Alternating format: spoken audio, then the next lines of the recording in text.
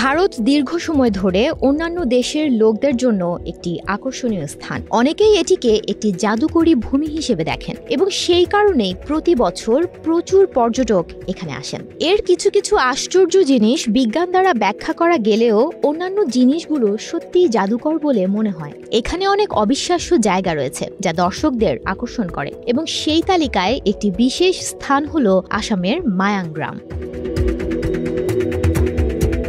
আলোচিত এই মায়াং গ্রামের বাসিন্দারা যুগের পর যুগ ধরে তন্ত্র মন্ত্র, কালো জাদু, ঝাড়ফুঁক নিয়েই বেঁচে আছেন। আধুনিক বিজ্ঞান ও প্রযুক্তির যুগেও মায়াং গ্রামের মানুষগুলো এখনও অলৌকিকতা এবং কুসংস্কারের দুনিয়ায় বাস করেন। তাদের কাছে অবশ্য সে সবই সংস্কার। রহস্যময় এই গ্রামকে ঘিরে বিশ্ববাসীর আগ্রহের শেষ নেই। বিশ্বাস করুন বা নাই করুন, প্রতি বছর হাজার হাজার পর্যটক মায়াং গ্রামের কালো জাদুর আকর্ষণে হাজির হন। রহস্যভেদের চেষ্টা হোক কিংবা ফটোগ্রাফি কিংবা নিছকই কালো জাদু, তন্ত্র, পূজার্চনার সাক্ষী হতে এই গ্রামে হাজির হন তারা। সময় আর সুযোগ পেলে এই রহস্যময় গ্রাম থেকে আপনি চাইলেও ঘুরে আসতে পারেন।